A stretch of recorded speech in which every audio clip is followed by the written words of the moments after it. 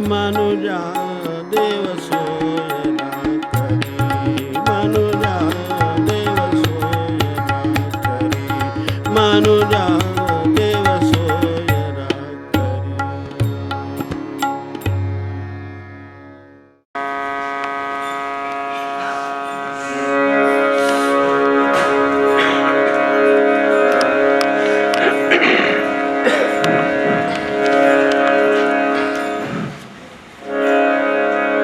ऐकू जाते शेवट.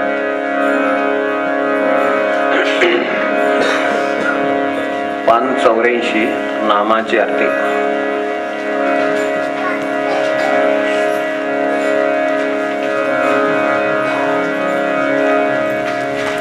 47 584.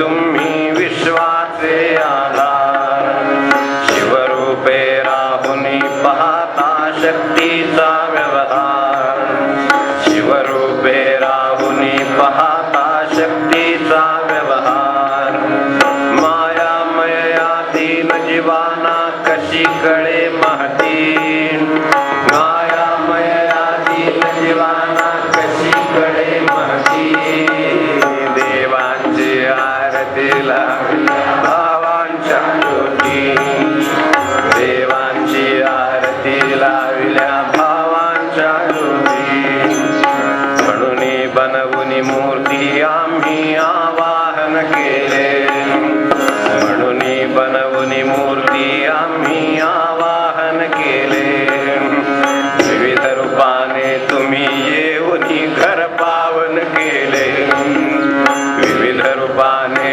तुम्ही येऊन घर पावन केले, कर्तव्यात सदा खर राहो मन चरणावरती, कर्तव्यात सदा खर राहो मन चरणावरती, देवांची आरती लाविल्या भावांच्या ज्योती, देवांची आरती लाविल्या भावांच्या ज्योती, देवांची आरती लाविल्या भावांच्या ज्योती.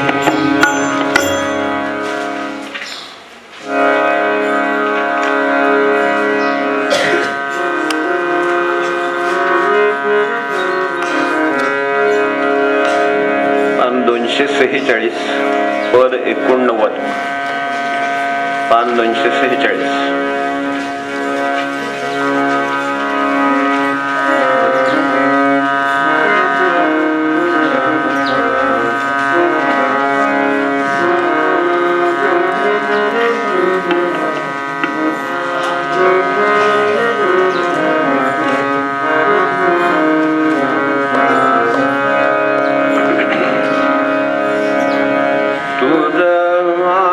गोविंदा तुझ आळव गोविंदा, सो आता ऐसा गंगा, असो आता ऐसा गंगा, तुझ आठव गोविंदा, तुझ आळव गोविंदा, सो आता ऐसा गंगा, असो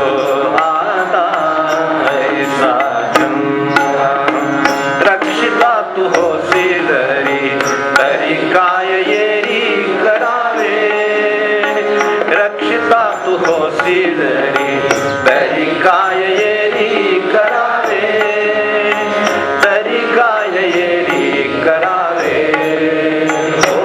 असो आता ऐसा गंगा, असो आता ऐसा गंगा, काय वाच मन पाये राहे ठाई करू दे, काय वाच मन पाये राहे ठाई करू दे, राहे ठाई करू दे, असो आता ऐसा गंगा, असो आता ऐसा गंगा, तुका म्हणे गायन गीते रूप चित्ती धरुनिया, तुका म्हणे गायन गीते रूप चित्ती धरुनिया, रूप चित्ती धरुनिया, असो आता ऐसा गंगा, असो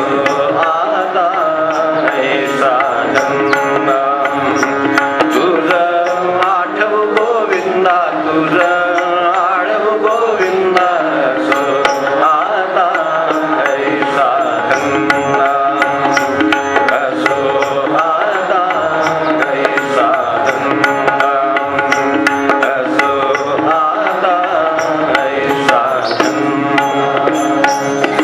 सद्गुरुनाथ महाराज की जय. पुंडलिक वरदार विठ्ठल श्री ज्ञानदेव तुकाराम पंढरीनाथ महाराज की जय. जय रघुवीर समर्थ.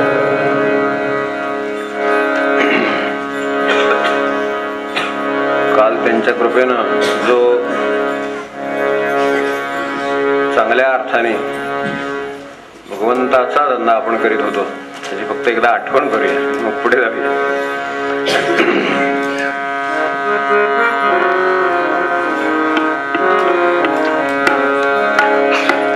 पान 335 आपल्याला कालचं माहिती आहे. 216 पद.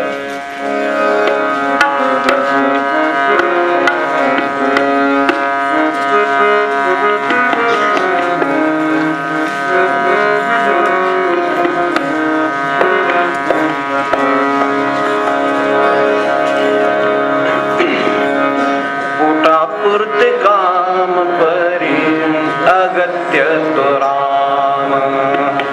पोटापुरते काम परी अगत्य तो राम. पोटापुरते काम परी अगत्य तो राम. कारण देहेची करी, कारण देहेची करी चित्ती पांडुरंग धरी. कारण देहेची करी चित्ती पांडुरंग धरी. पोटापुरते काम परी अगत्य तो राम. पोटापुरते काम परी अगत्य तो राम. पोटापुरते काम परी अगत्य तो राम.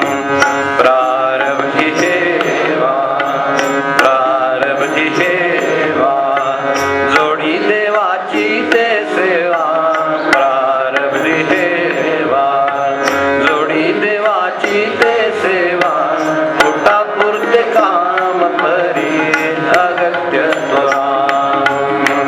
पोटापुरते काम परी अगत्य तो राम. पोटापुरते काम परी अगत्य तो राम. तुका म्हणे बळ, तुका म्हणे बळ बुद्धी वेचुनी सकळ. तुका म्हणे बळ बुद्धी वेचुनी सकळ. पोटापुरते काम परी अगत्य तो राम. पोटापुरते काम परी अगत्य तो राम. पोटापुरते काम परी अगत्य तो राम.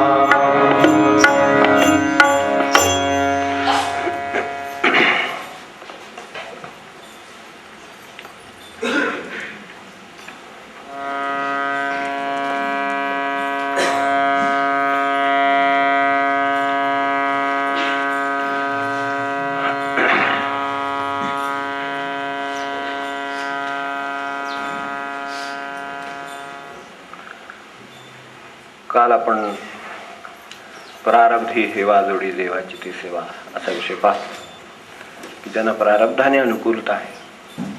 कोणाला बुद्धीने आहे, कोणाला बळाने आहे, कोणाला दोन्हीनी आहे. आपापल्या प्रमाणात असेल जशी आपल्याला अनुकूलता असेल तशी देवाची सेवा करावी. हे त्यांचं उत्तम समाजकार्य आहे, उत्तम व्यक्तिगत स्वास्थ्याची तरतूद आहे असं आपण सर्व काल पाहतो. त्यात समाजवादापासून सर्व प्रकार एका अभंगामध्ये कसे येतात याचा आपण काल अभ्यास करीत होतो. तेव्हा हे जर करायला गेलं तर जिथे मुख्य अडचण आहे ती सर्वसाधारण बरीच मंडळी असं मी म्हणतो, थोडे अपवाद म्हणून सोडून देऊ क्षणभर, 1-2%, 5% कुठेतरी अपवाद सोडून देऊ आपण, पण सर्वसाधारण आपण प्रारब्धवान लोक आहोत. आपण आता इथे बसू शकतो, येऊ शकतो, संवाद साधू शकतो, पांडुरंगाच्या पायाशी आहोत, संतभूमीमध्ये बसतो, 2 तास आपल्याकडे बसण्या एवढं बळ आहे तासभर. याचाच अर्थ आपलं प्रारब्ध अनुकूल आहे.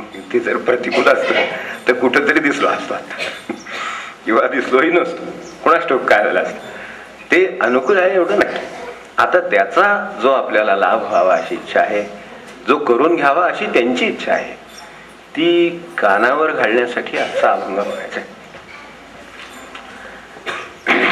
आपल्याला प्रारब्ध अनुकूल आहे याचा अर्थ बळ अनुकूल आहे तर बरोबर आहे, पण ज्ञानेश्वरीमध्ये 1-2-3 अडचणी सांगितल्यात त्या आपल्यासमोर पहिल्यांदा ठेवतो. म्हणजे एक ते असं म्हणले की जगामध्ये अंध व्यक्तींची संख्या जास्त आहे.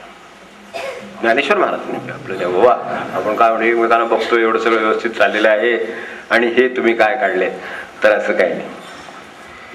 पुढील तोचे आंधळे तव न देखे आंधळे, असं आंधळ्यांचं वर्णन केले. पुढील उरी आदळे तव न देखे आंधळे. म्हातारपण अंगावर येऊन आदळलं की मला कोण विचारित नाही म्हणतात. पुढील उरी आदळे तव न देखे आंधळे. आंधळा मनुष्य नक्की काय करीत असतो? तो चालत राहतो. तो चालता चालता जाऊन समोर भिंत आली की धडकलं की सावध होतो, काहीतरी आहे मध्ये, अडथळा आहे. जो डोळस मनुष्य आहे तो इथूनच चालताना म्हणते पुढे आपल्याला भिंत आहे, त्यामुळे थांबलं पाहिजे. त्याला आदळायचा प्रश्न येत नाही. तेव्हा ही त्या व्यक्तींना आता जे दुःख अंगावर आल्यानंतर आदळून सावध होतात त्यांना डोळस म्हणावे की आंधळे म्हणावे आपण ठरवा. प्रश्न ज्ञानेश्वर महाराजांशी संबंध आहे, तुकोबांशी पण संबंध आहे. त्यांनी सुद्धा म्हटलेलं आहे, ते आपल्याला माहिती असेल. आंधळा कशा अर्थाने? दुःखाची भिंत जोपर्यंत अंगावर आदळत नाही तोपर्यंत ज्याला कळत नाही त्या अर्थाने आंधळा. कुठल्याही प्रकारच्या, तुम्ही असं म्हणू नका मी म्हातारपणच म्हटलं, तरुणपणी काही दुःख नाही येतच आहे. माणसं विचारित नाहीत, मनासारखं वागत नाही, अमुक नाही तमुक नाही, किती गोष्टी, वस्तू नाही पास्तू नाही, सगळ्या अनंत गोष्टी. काय म्हणजे जवळजवळ असं एखादं घर बांधले वगैरे आणि त्याला असं काहीतरी नाव दिलेलं असतं. तर नावात काही मी पडत नाही, कारण उगाच कोणाच्या तरी घराचं नाव निघायचं ते. पण असं कैवल्य वगैरे असं काहीतरी असतं, असं काय काय गोष्टी दिलेल्या असतात, आनंद एकदम. पण दारात टकटक केलं तरी सुद्धा उघडल्यावर त्याच्या चेहऱ्यावर असेल असं काही सांगता येत नाही. दार उघडलं, टकटक केली आणि वा चेहरा आनंदित आहे त्याचा, असं काही होत नाही. या सांगतो त्यावरच कळत. म्हणजे काय नांदतं हे कळतं. तो तरुण मुलगा आहे का मध्यम आहे, प्रौढ आहे का म्हातारा आहे याच्यावर नाही अवलंबून. त्याचं त्याला माहिती आहे. आणि दाखवलं तरी दाखवलेलं कळतंच की आपल्याला, तेवढे डोळस आहोत आपण. तुका म्हणे हित देखण्यासी कळे पडती आंधळे कुपा माझी. असं आहे. तुकोबांनी सुद्धा हेच म्हटले आहे. त्यांना हे अंधांचा मोठा कळवळा आहे. म्हणजे आता आपल्याला कसं म्हणता येईल, आपल्याला तर काय म्हणता येत नाही. म्हणून मला स्वतःला म्हणतो की मी आंधळा आहे स्वतः. मला दुःख येऊन समोर आदळल्याशिवाय दुःखाची तरतूद आधी करावी लागते हे कळत नाही. समोर विहीर आल्याशिवाय तुकोबा म्हणले तसं त्यात पडल्याशिवाय जाणीव होत नाही की पुढे विहीर आहे तर आपण पाऊल टाकू नये. ह्या सर्व वर्गामध्ये मोडणारा मी असल्यामुळे मला संतांचं, तुकोबांचं, ज्ञानेश्वरांचं सगळ्यांच्या म्हणण्याचं महत्व वाटतं. तेव्हा आपण आंधळे तसे लौकिक अर्थाने नाहीतच, आणि ती चांगलीच गोष्ट आहे. आपण तर प्रारब्धवान लोक आहोत अशी सुरुवात केलेली आहे. आपल्याला प्रारब्धाने शारीरिक अनुकूलता आहे, त्यात डोळे आलेच, त्यामुळे दिसत आहेच, प्रश्न नाही. आपण कशाने आंधळे झालेले आहोत त्याचा विचार करण्यासाठी आपण बसलो असं आपण म्हटलं. आपण थोडेसे मनाने आंधळे झालेले लोक, मनाने देखणे नाही. तुका म्हणे हित देखण्यासी कळे. देखणा, ते अलीकडे देखण्याला अर्थ वेगळा आला. कालपासून ते आपले जुने अभंग पाहिल्यामुळे थोडा अर्थाचा प्रश्न आलाय. तर तुका म्हणे हित देखण्याची कळे. तो अलीकडे नवरा बघताना बघतात देखणा तो नव्हे, रूपात कमी आहे म्हणतात माझ्यापेक्षा. आता त्याचं रूप तिने आरशात बघितलं नाही, स्वतःच ही खरी अडचण आहे असं महाराज म्हणल्या. म्हणजे मग वाटलं नसतं की जरा कमी आहे माझ्यापेक्षा असं. महाराज म्हणले स्वतःच एकदा आरशात पाहावं म्हणजे मग ते बरोबर आहे की नाही कळतं. तर तशा अर्थाचे ते देखणे नव्हे. हे देखणे म्हणजे जे पाहू शकतात ते देखणे. तुका म्हणे हित देखण्याची कळे. तेव्हा अहिताच्या विहिरीमध्ये पडण्यापूर्वी ज्यांना जाणीव होते की इथं अहित आहे ते देखणे, त्या अर्थाने देखणे. आणि ते आपल्याला देखणे पण नाहीसं करणारं कोण असेल किंवा दृष्टी नाहीशी करणारी कोण असेल तर ते म्हणजे आपलं मन. मनाने आंधळे मात्र खूपच. मनाने दिसत नाही. आपण काल म्हणलं ना की तुम्हाला माझं दुःख कळणार नाही, हे नवऱ्याला बायकोला म्हणावं लागेल का बायकोला नवऱ्याला म्हणावं लागेल हे सांगता येत नाही. का आईला मुलाला म्हणावं लागेल की मुलाला आईला म्हणावं लागेल हे सांगता येत नाही. कुणाला तरी म्हणावं लागतं एवढी गोष्ट मात्र खरी. तुम्हाला माझ्या दुःखाची कल्पना येणार नाही. ती कशाने येते, ती पाहून येते का? घरामध्ये मनुष्य दिसतो, तुला काय कमी आहे लगेच म्हण. घरात बसतोय म्हणायची खोटी, कोण करायची खोटी, हजर होते दारात, सगळं व्यवस्थित आहे, मग तुला कशाचं दुःख आहे ते तुम्हाला नाही कळणार. आता हे कळण्याचे इंद्रिय म्हणजे काय, डोळे का? डोळ्याच असेल तर समोर बघितल्यावर कळेलच की माणसाचं जर काय जखम झाली तर रक्त वाहते तर दिसतच माणसाचं.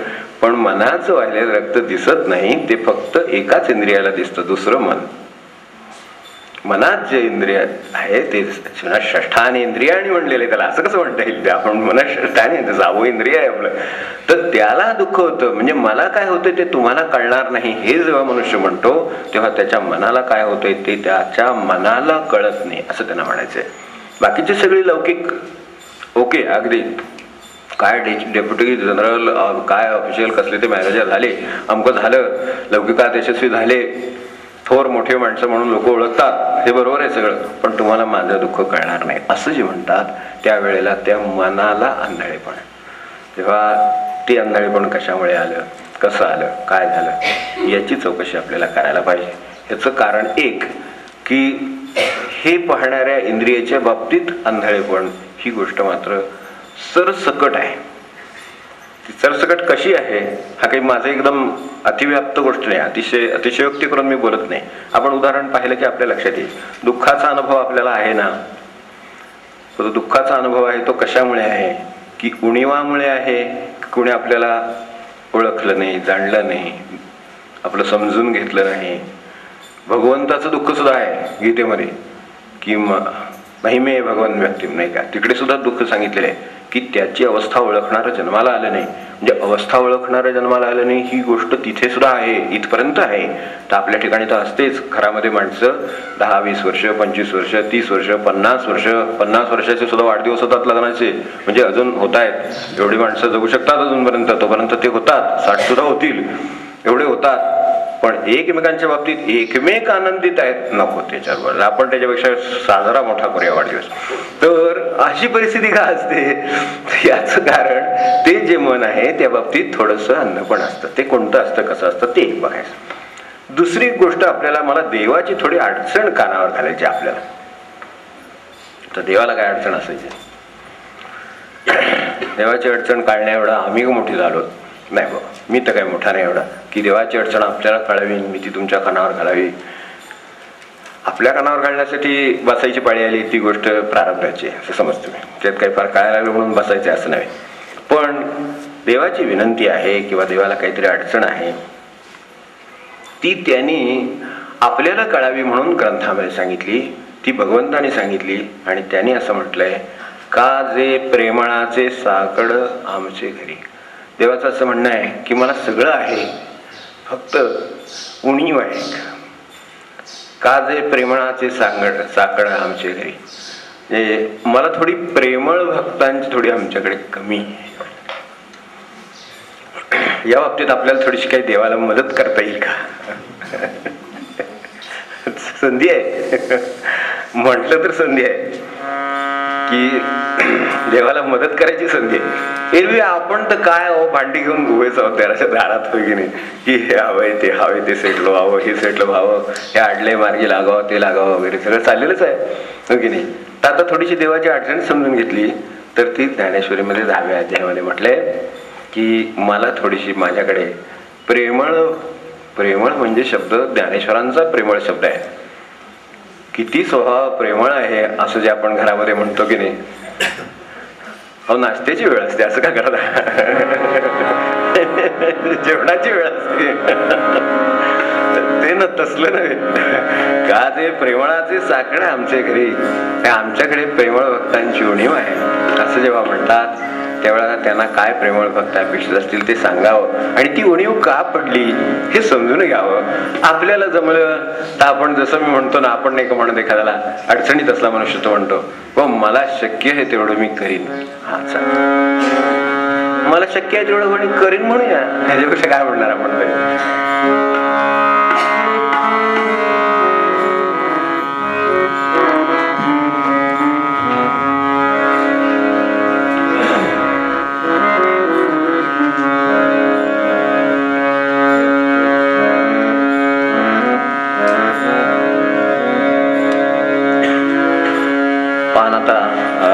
169 पद 54.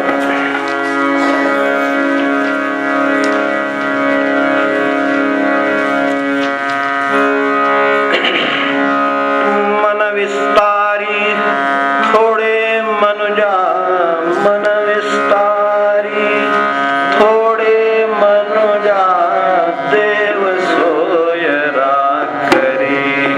मनुजा देव सोय राखरी. मन विस्तारी थोडे मनुजा, मन विस्तारी थोडे मनुजा, देव सोय राखरी. मनुजा देव सोय राखरी. स्वार्थाच्या कोशात निरंतर, स्वार्थाच्या कोशात निरंतर, जगाकडून सुख हवे जन्मभर, जगाकडून सुख हवे जन्मभर. जगती वाटे मीच बरोबर, जगती वाटे मीच बरोबर. प्रतिक्षणी का स्वतःस घेशी, प्रतिक्षणी का स्वतःस घेशी, अशांती रे पदरी, अशांती रे पदरी. मनुजा मनुजा देव सोय राखरी. मन विस्तारी थोडे मनुजा, मन विस्तारी थोडे मनुजा, देव सोय राखरी. मनुजा देव सोय राखरी. भावशून्यता दशा वासना, भावशून्यता दशा वासना. अहम पूर्तीच्या कृती कल्पना, अहम पूर्तीच्या कृती कल्पना. किती करी तू जगी वगना, किती करी तू जगी वगना. बोल मृत्यू पलीकडे दयानच, बोल मृत्यू पलीकडे दयानच. किंमत देवा घरी, किंमत देवा घरी. मनुजा देव सोय राखरी. मनुजा देव सोय राखरी. मनुष्यत्व ही झेपन साधी, मनुष्यत्व ही झेपन साधी.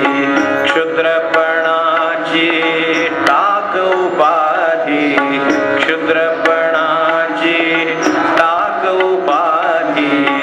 देव कार्य ही घेई संधी, देव कार्य ही घेई संधी. मना तारुणी नेई दीना, मना तारुणी नेई दीना. जनात से उद्धरी,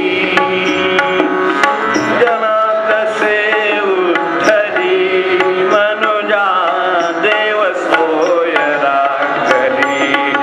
मनुजा देव सोय राखरी. मन विस्तारी थोडे मनुजा, मन विस्तारी थोडे मनुजा, देव सोय राखरी. मनुजा देव सोय राखरी. मनुजा देव सोय राखरी. ही अडचण आहे आणि हा मार्ग आहे. देवाला भक्त खूप आहेत, प्रेमळ कमी आहेत.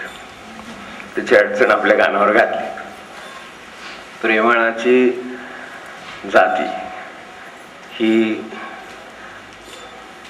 नाही का आपल्याला म्हणलेलंच आहे, आपल्या लक्षात असेलच, करी लाभावेण प्रीती है ना. तशी लाभावेण प्रीती म्हणलेले जे लोक आहेत, तसे जे प्रेमळ भक्त आहेत, त्यांची उणीव आहे. आपल्याला काही मदत करता येईल का? एखाद्या सत्कार्याला आपण मदत करतो, एखादी चांगली गोष्ट आहे कळली तर काय ठीक आहे, बळाने कशाने काय असेल ती मदत करतो. इथं काही कुठं घेऊन जाऊन काय मदत करायची असं काही नाही. तोशिष कसली लागणार आहे असं नाही. पैशाची तोशिष तर अजिबात नाही आहे, आतल्या आतच आहे. काही बाहेर कुठे जायलाही नको आहे. शारीरिक कष्टाची म्हणावी तर तशी पण नाही आहे खरं म्हणजे. आता प्रेमाने मनुष्य राबतोच, प्रेमाने राबतात. आता किती लोक इथे राबत आहेत, काय देणं घेणं नाही. मुलं राबतायत, आपण पाहिली असं, हे लागलं ते लागलं ते लागलं, इथून पळा तिथून पळा, सगळे पळतायत. कशी आपण वरती पाहिले तंबू टाकलेत, वस्तू इकडच्या तिकडे नेत आहेत, भाज्या आणतायत, चिरतायत, करतायत. ही मंडळी धावतायत, मामा आहेत काका आहेत, बघतोय आपण सगळे आपापल्या परीने. इथं काय काय झालं, चला पुढे, सगळे धावत आहेत. म्हणजे असे कष्ट पडले तर ते प्रेमाचे कष्ट आहेत, त्यामुळे ते आहेत. आणि म्हणूनच तर हे सगळं उभं आहे. आपल्याला काय करता येईल हा प्रश्न आहे. मनाला विस्तार करायची गरज आहे, असे या अभंगाचा प्रारंभ आहे. थोडा विस्तार करता येईल का? आपण गरजेप्रमाणे आपापले विस्तार गोष्टींचे करतोच ना. एक ट्रॅक पुरला नाही, डबल ट्रॅक झाले, वाहतूक वाढली, पुरलं नाही, आता 4 ट्रॅक झाले. लौकिकामध्ये विस्ताराची कल्पना आहेच की नाही आपल्याला? आहे. गरज आहे की नाही? आहे. म्हणून तर इतके 2 तासात आम्ही आता कशा करतो, 2 तासात इथे येतो, 3 तासात मुंबईला पोहोचतो, 2 तासात पोहोचतो.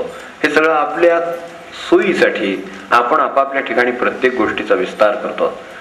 घर कमी पडतं, मुलं बाळ आहेत, मोठी झालीत, लग्न कार्य झाली, अमकं झालं, पाहुणे रावळे वाढले, राबता वाढला, मजले बांधले वरचे, गरज वाटली आपल्याला, विस्तारीकरणाची गरज वाटली, त्यानुसार आपण ते विस्तार.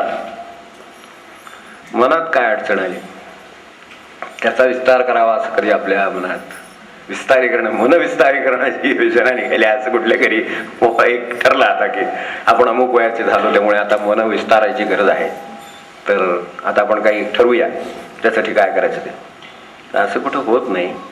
आणि विस्तारल्याशिवाय मनात प्रेमाला जागा मिळत नाही, ही अडचण. विस्तार कशासाठी? रहदारीला जशी तो रस्ता कमी पडला म्हणजे जागा मिळत नाही. इथे आपण बघतो मागून किती वेळ मागून जात असतो. एक मोठा ट्रक समोर येतो, एक पदरी रोड असला तर मागून मनुष्य जातो, तो 15-15 मिनिटं झाली तरी त्याला पुढे जाता येत नाही, 20-20 मिनिटं झाली तरी पुढे जाता येत नाही. भगवंताच्या गाड्या अशा अडल्या आहेत. मनाचे मोठेपण नसल्यामुळं भगवंताच्या गाड्या अडल्या, म्हणून तिकडे प्रेमळ भक्त कमी पडायला लागले. आपल्याला काही तिकडे जायला नको आहे, इथंच त्याची काळजी वाटायला नको. तिथे जाऊन प्रेम नाहीये, इथे जाऊनच प्रेम आहे. कारण भगवंत इथेच आहे, तो तुमच्यात आमच्यातच आहे. तर त्याला गरज ती आहे की अशा गाड्या समोर आल्या म्हणून मागून जाणाऱ्यांना जसं थांबावं लागतंय, तशी अडचण झाली आहे की प्रेमळ भक्तांची तिथे उणीव पडायला लागली. ती उणीव आपल्या कानावर घातली. यामध्ये विस्तार कशासाठी? तर विस्तार ही निसर्गाची सुद्धा रचना आहे. स्वार्थ हा लागू नये माणसाला. जन्माला आला तर तिथेच स्वार्थाचं भूमिका आहे. कारण लगेच गरजा निर्माण झाल्या. मूल रडायला लागलं, भूक लागली, रडायला लागलं, तहान लागली, रडायला लागली, सुरू झाले, लगेच यंत्रणा सुरू झाल्या. त्या स्वार्थाच्या आहेत तसा विचार केला तर, पण चालणार आहे स्वार्थ. कारण ते उठून जाऊन बाळ काही दुपट्यावरचं जाऊन काही जाऊन उठून दूध पाणी आणणार नाही, ते कोणीतरी दिलं पाहिजे. त्यामुळे ते बरोबर, ते देवाला मान्य आहे. म्हणून बाळाच्या आधी आई आहे, मग बाळ. बाळ जन्माला मागणं आई उठून तरी पाहिजे झाले असं नाही, आधी आई मग बाळ. निसर्ग बरोबर करतोय, त्याला माहिती आहे की याला स्वार्थची गरज लागणार, ती पुरी करण्याची यंत्रणा निसर्गाने आधी ठेवलेली आहे. फक्त ह्या प्रत्येक गोष्टीमध्ये क्रम आहे की क्रमाक्रमाने गोष्टी होतात आणि त्या व्हाव्यातच. आईचीच ओळख नसती मुलाला फक्त लहान आहे तोपर्यंत. बाबांची ओळख करून देते जरा मोठं झालं की. विस्तारलं पाहिजे जग.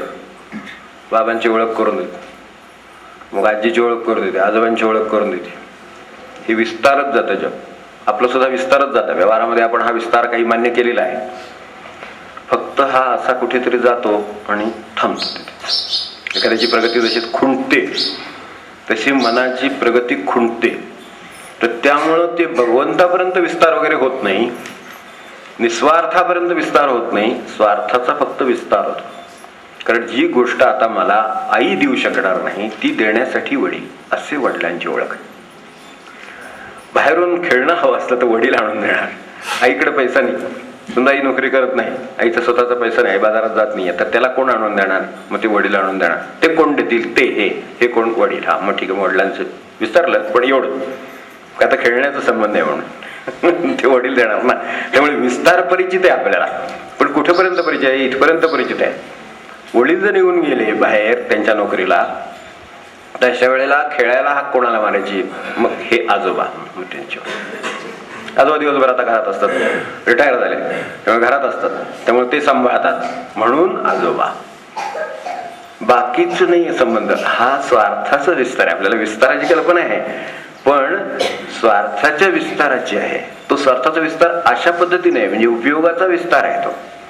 त्यामुळं इकडे आजीकडे काय, आजोबांकडे काय, काका काय, मामा काय, अमका आपलं जे काय विश्व असेल, काय जे वाईट भावंड असतील, काय विश्व असेल, त्याच्यामध्ये स्वार्थाचे विस्तार आहेत. ते निस्वार्थाकडे जाणं हा आणि त्याची सांगड आहे. निस्वार्थामध्ये स्वार्थ आहेच की. स्वार्थ शब्दालाच पुढे मागे उपसर्ग लावूनच ते केलं ना, निस्वार्थ शब्द. तो हटवला फक्त जरा. तो पहिल्यांदा बसला होता, त्याला जरा पुढे घेतला. टायपिंगमध्ये आम्हाला एखादा शब्द मध्ये जर टाईप करायचा झाला अलीकडे, तर थोडा पुढे घ्यावा लागेल, मग मागे घ्यायचा शब्द, मग पुढे तो शब्द. आपले प्रिफिक्स आहे, त्याला ते मागे लावलं तेव्हा तो शब्द झाला, तेव्हा तो स्वार्थाला बाजूला हटवून थोडासा तो निर्माण झालाय. ती प्रगती आहे. तर ती प्रगती होत नाही म्हणून ही अडचण आहे. आणि निसर्गाची तशी रचना नाहीये का? आपली स्वतःची तशी रचना नाहीये का? तर आहे. इथे पहिल्याच कडव्यामध्ये आपण असं म्हटलंय, स्वार्थाच्या कोशात निरंतर. स्वार्थाच्या कोशातच मनुष्य जन्माला येतो. मला सांगा, ज्ञानेश्वर महाराजांचं उदाहरण आहे म्हणून सांगतो की माऊली असं म्हटली की एक कमळ आहे, तर त्याच्या बाजूला ती कळी आहे, बाजूनी सगळा कोश आहे, कोश आहे बाजूनी, आणि त्याच्यामध्ये फुल तयार होते, पाकळ्या तयार होत आहेत. विस्तार होत जातो हळूहळू. विस्तार खुंटला तर कमळ आकाराला येत नाही. हे विस्तार आहे, त्यामुळे विस्ताराची गरजच आहे. तो विस्तार झाल्यानंतर कमळ ते आकाराला येईल, मग ते फुलेल, आणि त्याच्यामध्ये खरं साठवण्यासारखं काय असतं तर हे नव्हे, आज सुगंधाची निर्मिती सुरू असते. तिला कोश दिलाय स्वार्थाचा, पाकळ्यांचा आणि बाहेरच्या सगळ्याचा कोश दिला. तो कशासाठी? की आतला सुगंध तिथं निर्माण व्हावा. आणि निर्माण झाल्यानंतर आता माझा आहे म्हणून उघडून ठेवून तो धरून बसावं का कमळाने? कमळ धरीत नाही म्हणले. सांगावा सुद्धा लागत नाही. कमळ उमललं हे सांगावं लागत नाही. स्वार्थाचा विस्तार निस्वार्थामध्ये होतो. लोक सुगंध कोणाला? कमळाला. सुगंध लोकांना. किती व्यवस्थित रचना संतांनी मांडून ठेवली, विचार करून ठेवलेला आहे की निसर्गामध्ये विस्तार नाही का? निसर्गामध्ये विस्तार आहे, आणि तो किती व्यवस्थित आहे. तर फुलाच्या त्या कोशामध्ये ते जन्माला येतं हे बरोबर आहे. सुगंध कुठे जन्माला आला? कमळाचा सुगंध. कुठल्याही एखाद्या आपण फुलाचा घ्या, पण त्यांनी कमळकोशाचं उदाहरण दिलं, कमळाचं उदाहरण दिलं, तर कमळाच्या ठिकाणी निर्माण झालेला अप्रतिम सुगंध मनुष्य कमळ फुललं की आहा म्हणतो. आपण अगदी सर्वात श्रेष्ठ म्हणून ते कमळ नेऊन देवाच्या पायावर घालतो की नाही. त्याच्या ठिकाणी असलेला सुगंध वाहतो आपण. आपल्याला सुगंध लांबून कळतो की उमललं हे सांगावं सुद्धा लागत नाही, पण तो सुगंध मला मिळतो, कमळाला मिळत नाही. कमळ देतं. तेव्हा त्याचं स्वतःची जी निर्मितीचं काम. आता मला सांगा, हा जो त्या स्वार्थाच्या त्याचं स्वतःच आहे, कमळाच्या पाकळ्या स्वतःच्या आहेत. तसा विचार केला तर ती काय वेल स्वतःची आहे, देठ स्वतःच आहे, सगळं स्वतःच आहे. तसा विचार केला तर स्वतःचा आहे म्हणून सुगंध सुद्धा स्वतःचा म्हणून खरं म्हणजे काहीतरी यंत्रणा पाहिजे होती नाही. आपल्या कशा गोष्टी स्वतःच्या असतात, वापरायला देत नाही वगैरे दुसऱ्याला, तसं हो की नाही. तोडतील मोडतील फोडतील, नीट वापरायचं कळत नाही, लक्षात राहत नाही, दिलेलं परत येतील का नाही, काळजी वाटते. आपली किती मेघ आहेत प्रपंचामध्ये, आपल्याला चांगली ओळख असायची. तर त्यामुळे नाहीच आहे म्हणलेलं बरं आमच्याकडे. ते नेमकं त्यांनी येऊन बघितलेलं असतं कधीतरी, ते सोडा आता, पण ते आधीच कधीतरी त्यांनी बघितलेलं असतं यांच्याकडे आहे म्हणून तर मागतात.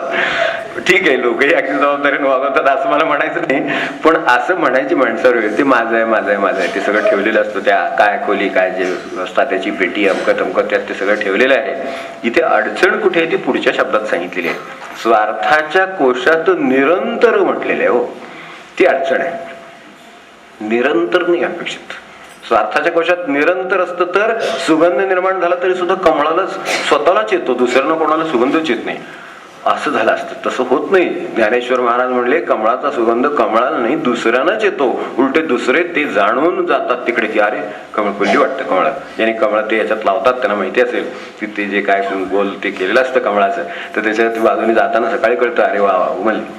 तर उमलली ही मला सुगंधावरून कळली, प्रत्यक्ष बघायची सुद्धा आहेत. नुसतं मला नाकानीच सांगितलं की ते उमललेली आहे, इतका सुगंध माझ्यापर्यंत येऊन पोचतो आणि तो सांगतो, तो ते देऊन टाकतं. त्यानं जे निर्माण केलेलं आहे ते देऊन टाकतं. निर्माण करायला या स्वार्थाची गरज नाहीये का? ते जर सगळं त्यांनी जपलं नसतं तर हे निर्माण झालं असतं का? हा जो सुगंध निर्माण झाला तो त्यात ते होतं त्या सगळ्या कोशामध्ये म्हणून निर्माण झालं ना.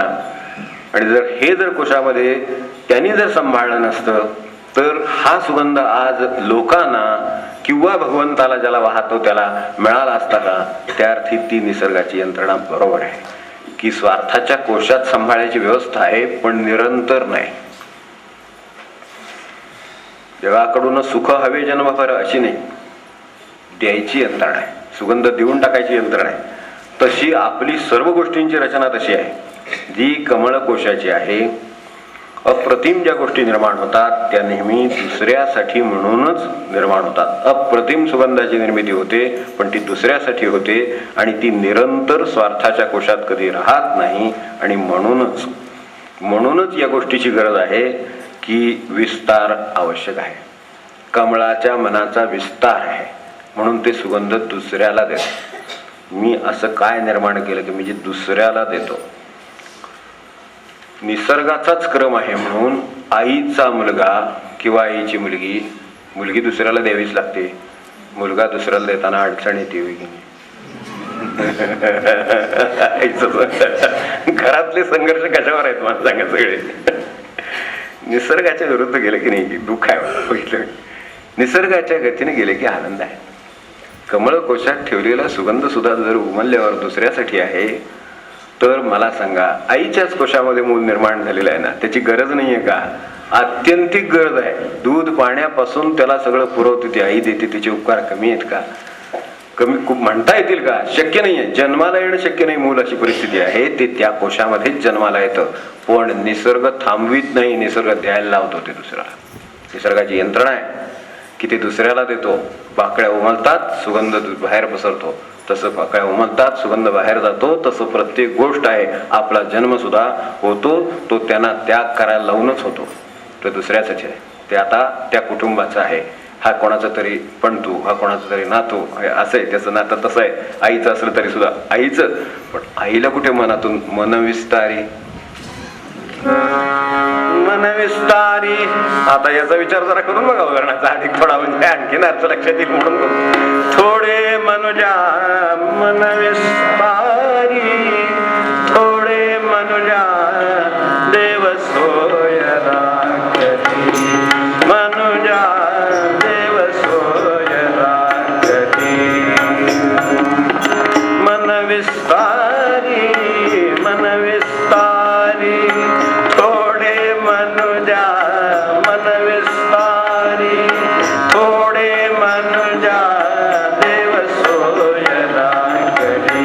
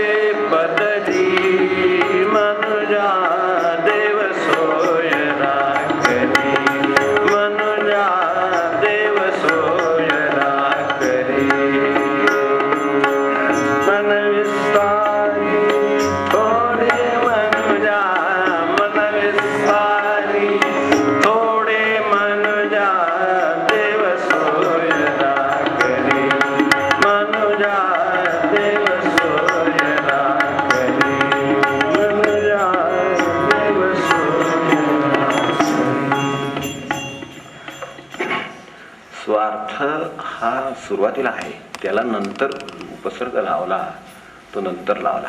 आधी स्वार्थ आहे. जन्माला आला तिथं आधी स्वार्थ आहे. कळी जरी जन्माला आले तरी आधी स्वार्थ आहे. ते जे उगवतं ह्याच्यावरती जमिनीतून जे उगवलेलं साधे काय रोपटं असलं तरी सुद्धा स्वार्थ आहे. पहिल्यांदा त्याला अन्न पाणी स्वतःला घ्यावंच लागेल. पण त्याच्याबरोबर जेव्हा वाढ होईल तेव्हा पाणी येईल, तेव्हा फांदी फुटेल, तेव्हा फुल येईल, फळ येईल, तेव्हा ते फळ कोणासाठी तरी येईल. झाडं आपली फळं नाही खात नाही देतात.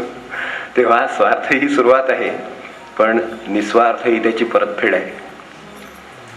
स्वार्थ ही अपरिहार्यता आहे. निस्वार्थ हा मनाचा मोठेपणा आहे. दाखवायचं की नाही आपण ठरवायचं.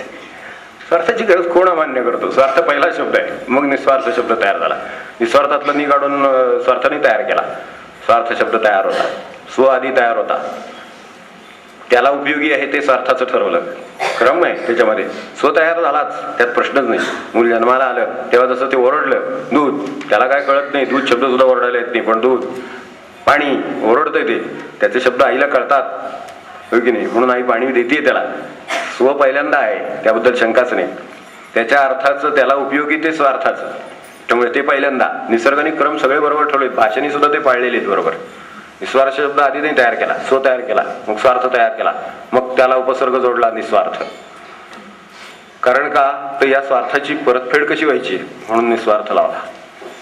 विस्तार हा स्वार्थाचा, निस्वार्थाकडे विस्तार म्हणजे मनाचा विस्तार. तो जर नाही झाला तर अशांती आणि दुःख ते जे पुढे लिहिलेलं आहे, अशांती पदरी येते.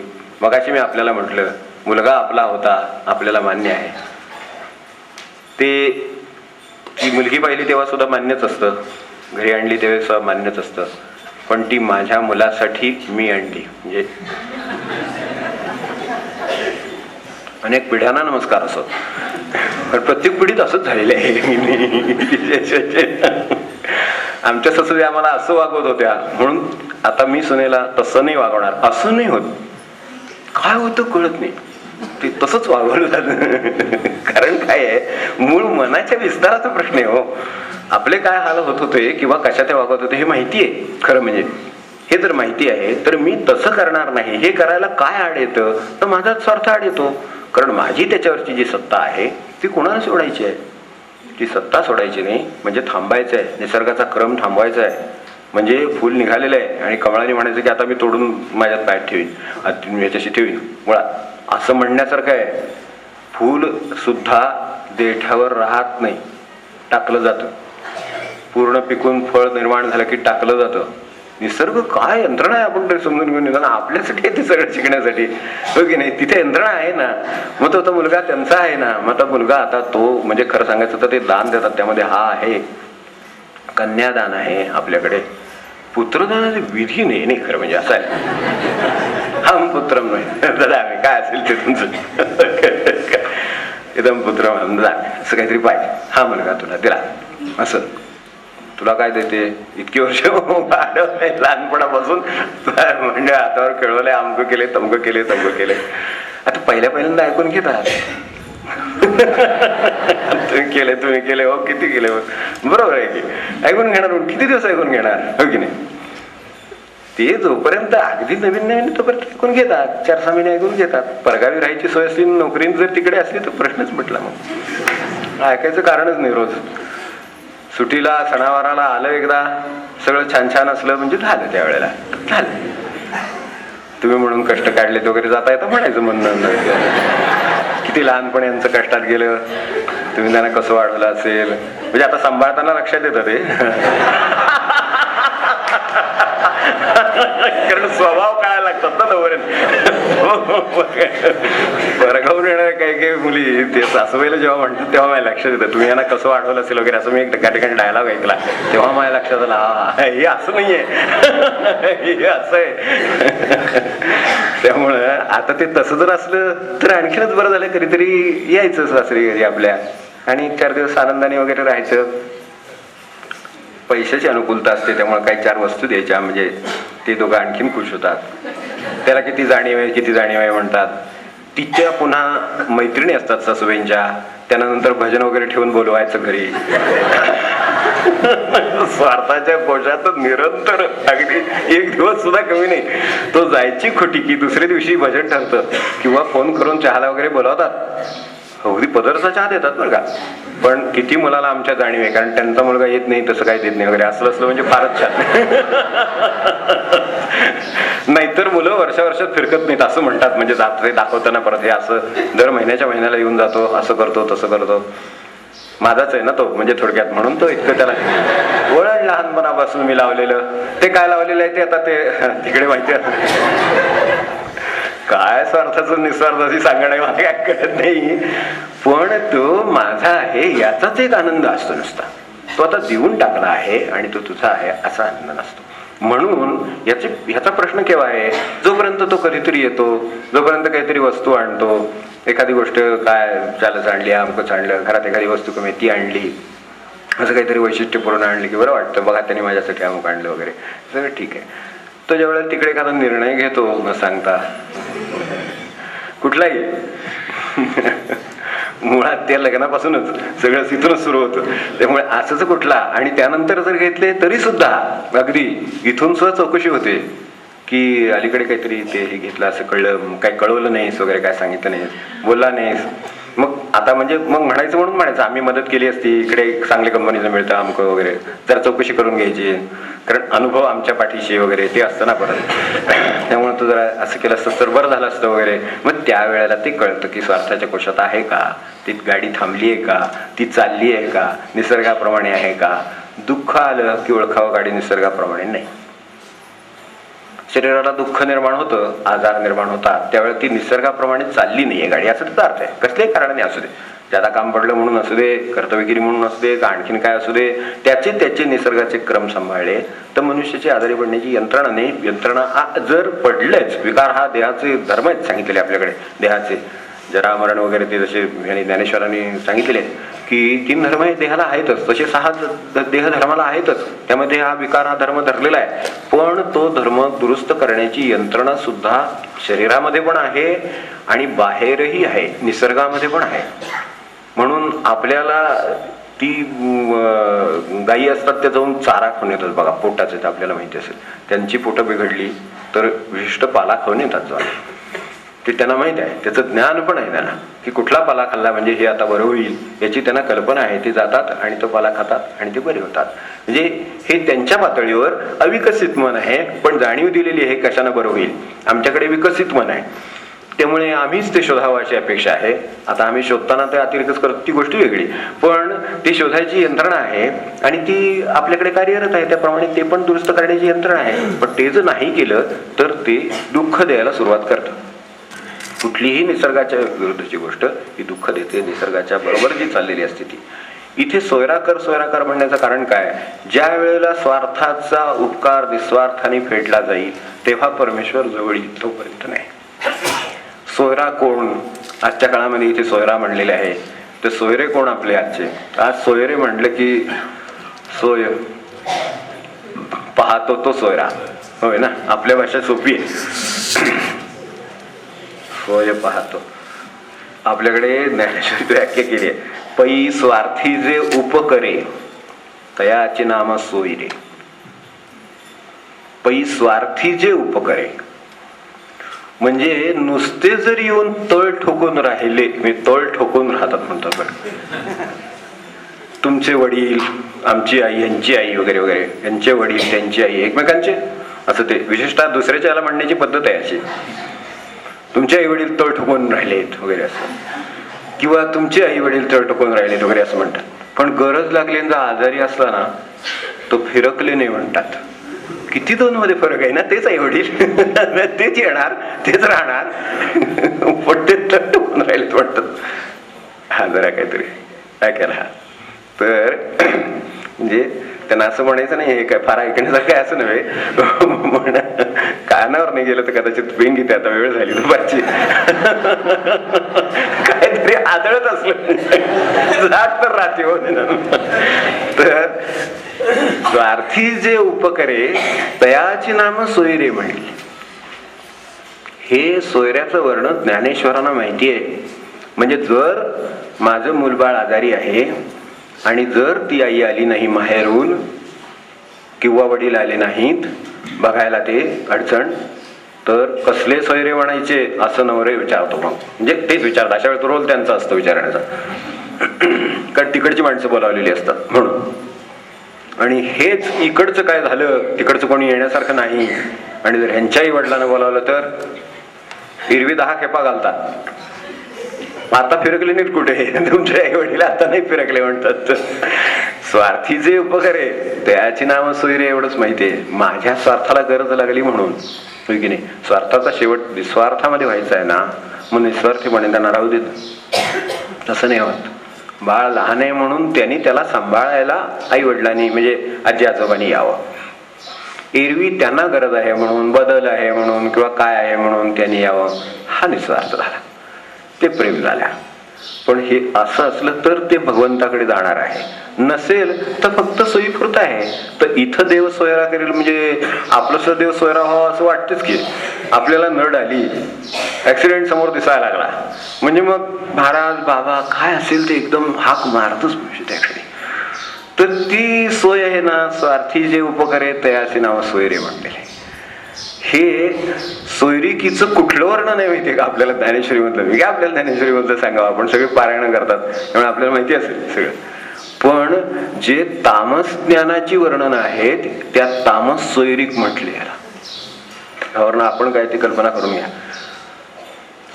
सात्विक सोयरिक म्हटलं नाही याला, राजस सोयरिक सुद्धा नाही म्हटलं, तामस सोयरिक म्हटलीये.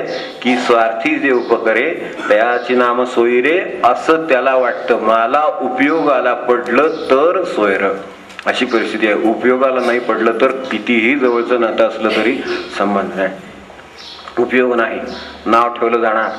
हे का, तर ते स्वार्थाला उपयोगी पडलं नाही म्हणून. फार वाईट उदाहरणं तिथे दिलेली आहेत की स्वार्थाला उपयोगी पडण्यावरनं फार आपल्याला ज्ञानेश्वर महाराजच उदाहरण देतात म्हणून ऐकायचं की माशी बसते तो पदार्थ जिवंत आहे का मेलेला ती पाहत नाही म्हणते. इतकी स्वार्थाला तत्पर असतो मनुष्य. मनाने जर आत जाऊन पाहिलं तर खरोखर चित्राची कल्पना येते आपल्याला की जर मनाविरुद्ध त्या मुलाच्या एखादी गोष्ट म्हटली, करू नको म्हटलं, तर त्याच्या मनाला जी त्रास होतो तो त्याच्या स्वार्थाचा त्रास असतो. वडिलांची तीच अवस्था असते. आई काही वडील आहे, मन सगळीकडे सारखंच आहे. त्यामुळे मनाचीच मुळात सवय जर अशी झाली आहे की स्वार्थाच्या कोशात निरंतर राहावं, तर जगाकडून सुख हवे जन्मभर असं जर असेल तर मग अशांती पदरी, दुसरा मार्ग नाही. शांती पदरात हवी असेल तर मन विस्तारी, दुसरा काय मार्ग नाही. हे पण तितकंच खरं आहे. ते किती करता येईल ते आपण ठरवायचं. त्यामुळं जर ती तयारी असेल तर मग त्रास राहत नाही, बघण्याची दृष्टी येते. देह माझ्या उपयोगासाठी दिला, स्वार्थासाठी दिला की नाही मुळामध्ये. खरं सांगू का, माणसाचा त्याच्याही पेक्षा मूळ खरा म्हणजे अगदी देहाचा विचार केला तरी काहीतरी राहिलंय म्हणून मनुष्य जन्माला आलेलं एवढं लक्षात ठेवायला नक्की हवं. हे संतांची साक्ष आहे. ते मागचं सांगतात, मागच्या जन्मात काय होतं ना, आजी सांगितलं ना, सीतामाईंचं सांगितलं ना, काय सेवा केली होती ती आज काय परिणत झाली ती या जन्मामध्ये. एवढी जी माणसं सांगता आहेत त्याच्यावर आपल्याला विश्वास ठेवायला पाहिजे. आपला अनुभवही तसाच असेल की काहीही कारण नसलेला मनुष्य तुमच्या जीवनात येतो, काहीही संबंध नसलेल्या ठिकाणी मनुष्य येऊन बसतो, काहीही संबंध नसताना त्याच्या कानावर शब्द पडतात. ह्या प्रत्येकाचा उपयोग होतो, प्रत्येकाचा संबंध येतो. कधी त्रासाचा असतो, कधी त्रासाचा पण असतो. अकारण मनुष्य येतो, आपल्याला नुकसान करतो आणि निघून जातो.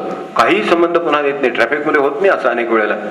कुठला तरी काही संबंध नसलेली गाडी येते, सहज द्यायचं ते जाते, आपल्याला 1000-500 रुपयाला पडतं. कोणी काळ दिला ते कळत पण नाही इतक्या गर्दीमध्ये, अशी अवस्था असते. ते काय देणं असतं, का तो रेग मारून जातो आपल्याला कळत नाही. हे राहिलेले आहे सगळं. पुरं करायला माणसं आलेली, ती बघण्याची दृष्टी आली तर माणसांचा त्रास नाही माणसाला. त्यासाठी देह दिला. एक वाहन दिलेले माणसाला. आपण जसं मुलाला एक बाईक घेऊन देतो, बाईक घेऊन दिली, त्याला एक काहीतरी गाडी घेऊन दिली किंवा ऑफिसला जायला तुला सोयीचं पडावं म्हणून ही गाडी, त्याच्या वाढदिवसाच्या दिवशी किल्ली हातात वगैरे वगैरे, तर ते दिलं सगळं. ते कशासाठी दिलं की त्याला पोचता यावं तिथे व्यवस्थित म्हणून. आता नीट चालवायचं काम वडिलांचं का त्याचं, तेव्हा आपलं काहीतरी राहिलं म्हणून भगवंत म्हटला बाबा एवढी सृष्टी आहे त्याच्यामध्ये तुला एक व्हेकल देतो, जा व्यवस्थित चालव आणि सुखरूप पुन्हा काहीही मागे शिल्लक न ठेवता परत ये. पेंडिंग काही न ठेवता काम. अमुक व्हायचं राहिलं तमुक व्हायचं राहिलं असं 70-80 वर्ष सुद्धा असतं माणसांचं. म्हातारे माणसांचं अहो कसलं तरी पदार्थ ते नंतर नाही का नेऊन ते घेऊन जात लोक ते भजी बिजी डाव्या दिवशी काय सद्गुरुनाथ महाराज आपल्या आटोक्याच्या बाहेरचा विषय. पण कुठं त्याला वस्तूच नाही, कुठं त्याला पेढाच नाही, कुठं त्याची समजा त्यात अडकलं असेल ह्यात अडकलं असेल म्हणून. म्हणजे ती गाडी जी दिली होती त्या गाडीने काय पेढे खायचे ते खाऊन घ्यावे, काय भजी खायची ती खाऊन घ्यावी. तर राहिलं असेल तर खाऊन घ्यावं खरं म्हणजे, नाहीतरी ते जाणारच आहे. समजा बिघडलं तर बिघडलं लवकर जाईल, याच्यापेक्षा काय होणार नाही, होय की नाही. खरं सांगायचं मुक्त होण्याची आवड असावी. उगाच गाड्या धडकवून ऍक्सिडेंट करू नये हे मान्य आहे, पण मुक्त व्हायची आवड असावी की नाही माणसाला खरं सांगायचं तर. पहिला स्वार्थ देवानीच पुरा केलेला आहे आपला. आपला पहिला स्वार्थ कोणता की बाबा मी अडकलोय, जीव योनी अडकलेले आहेत, संबंध आहे. आपण इथे माणसं बसलेले आहोत, आपली अशी कल्पना आहे की आपला कुठलाच संबंध नाही आणि आपण चुकून एकत्र आलो वगैरे. कसं काय चुकून, कार्यकारण भाव आहे, उगाच कोण कोणाच्या वाट्याला आलेलं नाही, होय की नाही. आता त्रास द्यायला सुद्धा आला असेल माझ्यासारखा, तास दीड तास झाला. एखादा कोणीतरी आनंद द्यायला सुद्धा आपल्याला भेटला असेल, बाहेर गप्पा मारल्यावर किती दिवसांनी भेटला, तुमची काय गाठच पडत नव्हती, मला यायला जमत नव्हतं वगैरे वगैरे. तो तुमचा कुठेतरी संबंधी आहे, तो पुरा करावा म्हणून देह दिला. मग आता देह जसा देव ठेवतोय, जसा चालवतोय तसं चालवावं. मग ते देहाला काय झालं आणि काय नाही. सत्पुरुषांना म्हणजे कलावती आहे नाही विचारले काही प्रश्न तर फार सुंदर आहेत, आपल्या वाचनात असतील ती, पण त्यातली लक्षात घेण्यासारखी आहेत. त्यांना त्या आजारी पडायच्या, आजारी पडल्या, त्रास झाला तर त्यांना विचारलं की तुम्ही आता त्या तर साध्वी की नाही, आपल्या भाषेमध्ये सत्पुरुष संतांना जे स्थान आहे तशा संत आहेत त्या, तर संत असून तुम्ही आजारी पडता. त्यांनी एकच वाक्यात उत्तर दिले, देवाच्या घरी पंक्ती प्रपंच नाहीये. किती सोपं होत आहे. आजाराकडे बघण्याची दृष्टी कशी आहे की देवाच्याकडे पंक्ती प्रपंच नाहीये. या पंक्तीला एक त्या पंक्ती एक संतांच्या पंक्तीला उत्तम तब्येती आणि सामान्यांना सगळे आजार बिजार ढकलून वाढलेत वगैरे, तसं नाहीये. पंक्ती प्रपंच नाही.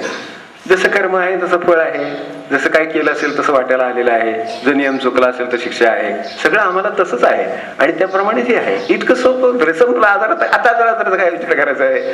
त्यांना विचारलं होतं की 4-4 तास तुम्ही 6-6 तास एक तास खोलीमध्ये, कुणी नसतं तिथे, कुणी बोलायला नाही, गप्पा मारायला नाही, कुठली करमणूक नाही, कोणाला तुम्ही येऊही देत नाही, तर तुम्ही कसं काय मग, आणि तुम्ही आनंदात असता, तुम्ही बाहेर आला तुम्ही आनंदात दिसता, ते कसं काय.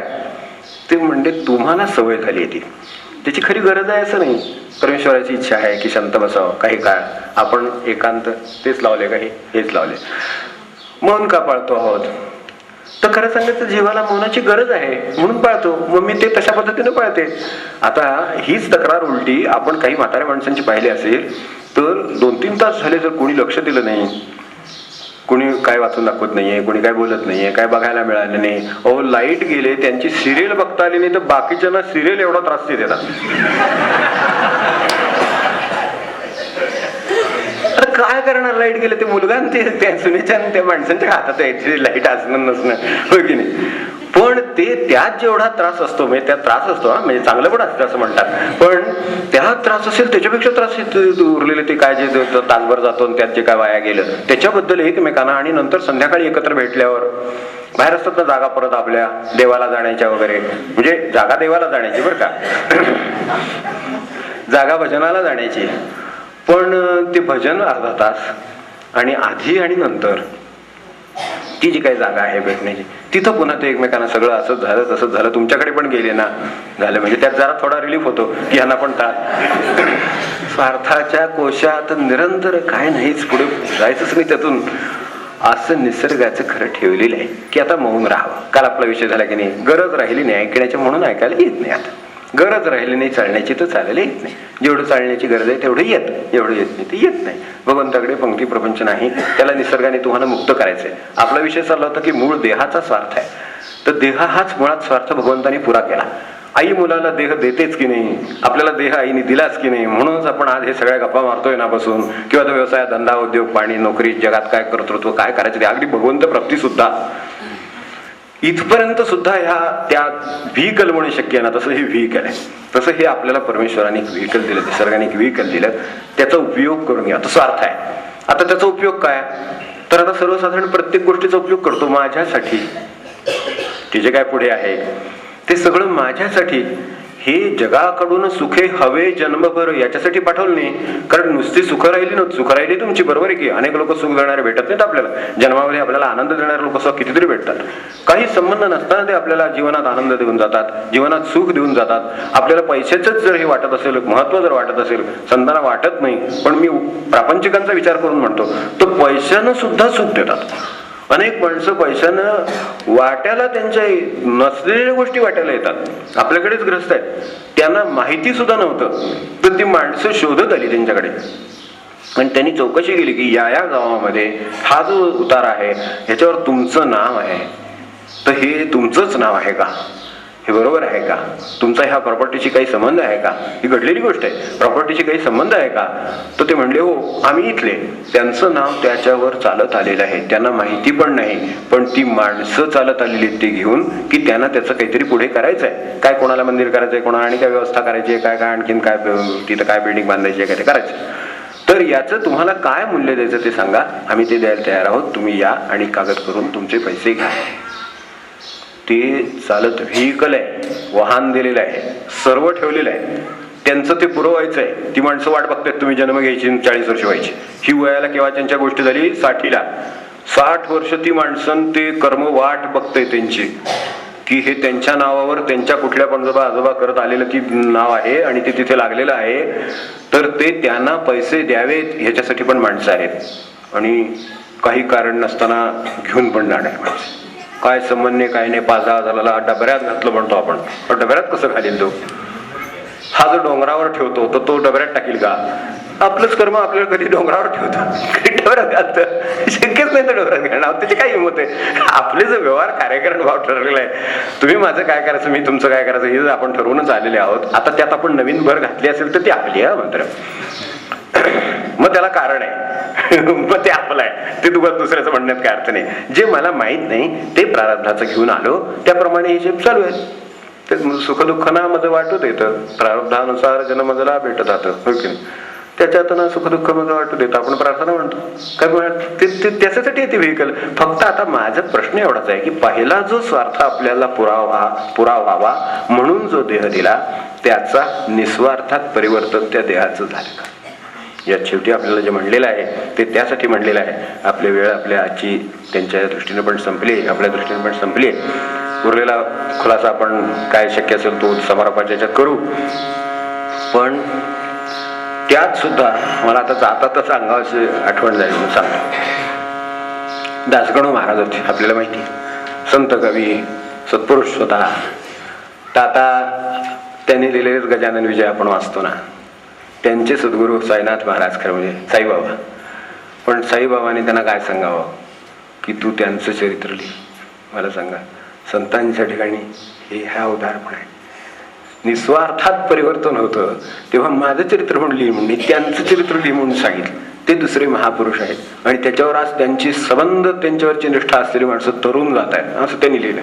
आता हे जे ग्रस्त आहेत यांच्या वाट्याला आपल्याला कल्पना असेल की त्यांनी ज्यांच्याकडून गुरुपदेश घेतला ते वामन शास्त्री इस्लाम गुरुकर, त्यांच्याकडून अनुग्रह घेतला, त्यांचा यांच्यावर एवढा जीव चढला की जाताना त्यांना स्वतःला प्रपंच होता.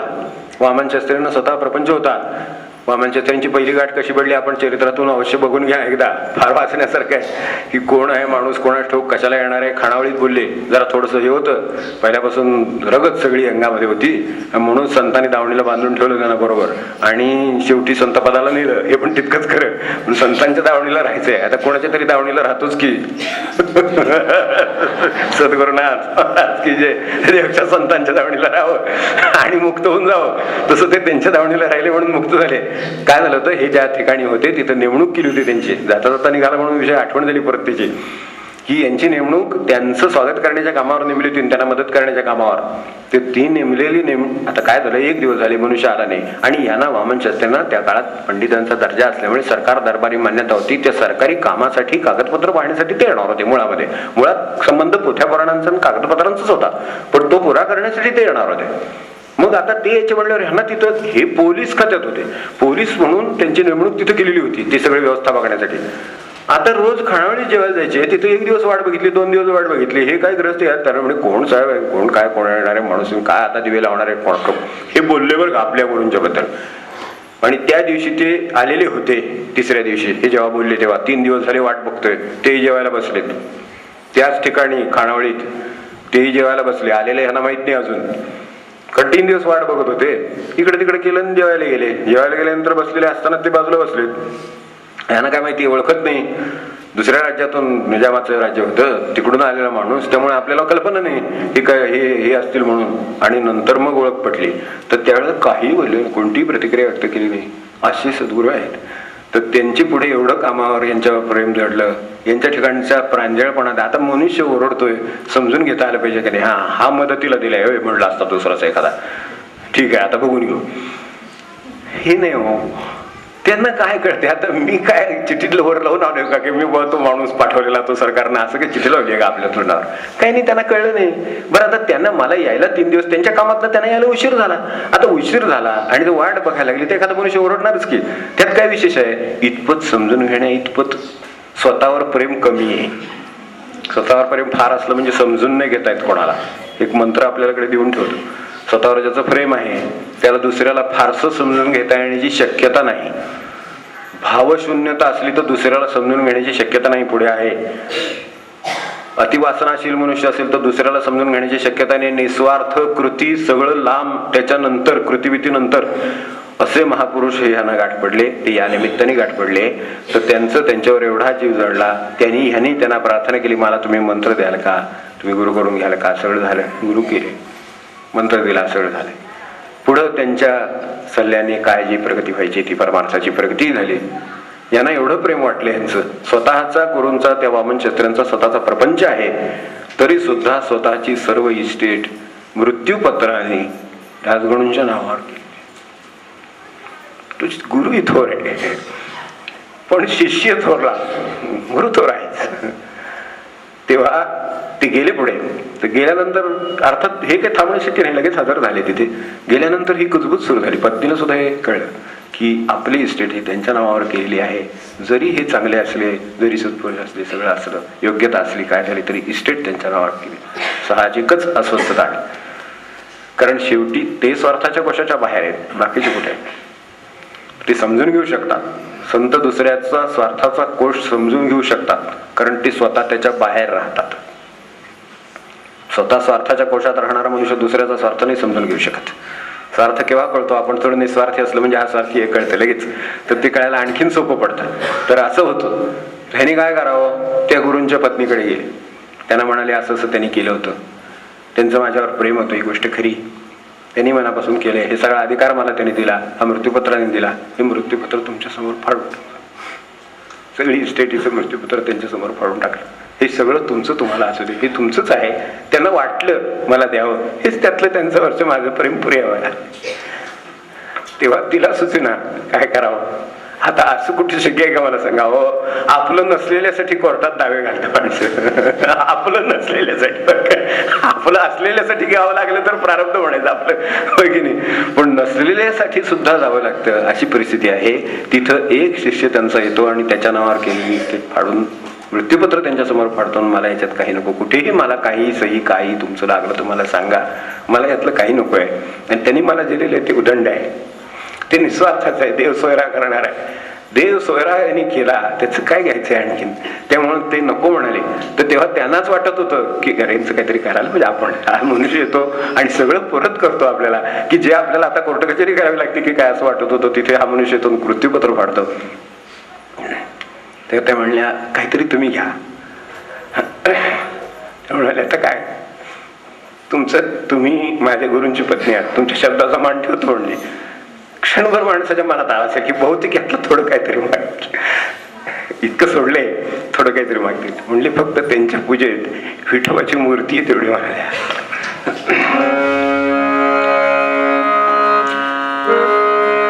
थोडे मनुजा मन विस्तारी.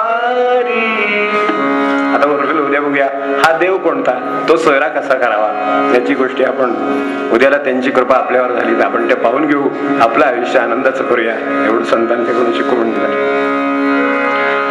मन विस्तारी थोडे मनुजा, मन विस्तारी थोडे मनुजा, देव सोयरा करी, मनुजा देव सोयरा करी, मनुजा देव सोयरा करी. स्वार्थाच्या कोशात निरंतर, स्वार्थाच्या कोशात निरंतर, जगाकडून सुख हवे जन्मभर, जगाकडून सुख हवे जन्मभर, जगती वाटे मीच बरोबर, जगती वाटे मीच बरोबर, प्रतिक्षणी का स्वतःच घेशी, प्रतिक्षणी का स्वतःच घेशी, अशांती रे पदरी, अशांती रे पदरी, मनुजा देव सोयरा करी, मनुजा देव सोयरा करी. मन विस्तारी थोडे मनुजा, मन विस्तारी थोडे मनुजा, देव सोयरा करी, मनुजा देव सोयरा करी.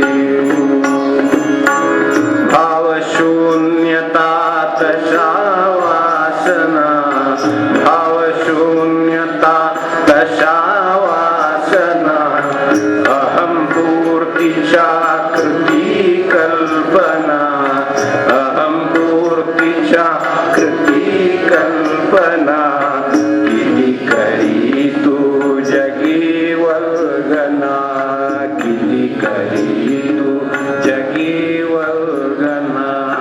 फूल मृत्यू पलीकडे तयानच, फूल मृत्यू पलीकडे तयानच, किंमत देवा खरी, किंमत देवा खरी, मनुजा देव सोयरा करी, मनुजा देव सोयरा करी. मन विस्तारी थोडे मनुजा, मन विस्तारी थोडे मनुजा, देव सोयरा करी, मनुजा देव सोयरा करी. मनुष्यत्व ही झेपन साधी, मनुष्यत्व ही झेपन साधी, क्षुद्रपणाची टाक उपाधी, क्षुद्रपणाची टाक उपाधी, देव कार्य ही घेई संधी, देव कार्य ही घेई संधी. नातारुणी नेदीना, नातारुणी नेदीना, जनात से उद्धरी, जनात से उद्धरी, मनुजा देव सोयरा करी, मनुजा देव सोयरा करी. मन विस्तारी थोडे मनुजा, मन विस्तारी थोडे मनुजा, देव सोयरा करी, मनुजा देव सोयरा करी, मनुजा देव सोयरा करी. सद्गुरुनाथ महाराज की, सब संतन की जय. पुंडलीक वरदा हरि विठ्ठल. बोल श्री ज्ञानदेव तुकाराम पंढरीनाथ महाराज की जय. जय जय रघुवीर समर्थ.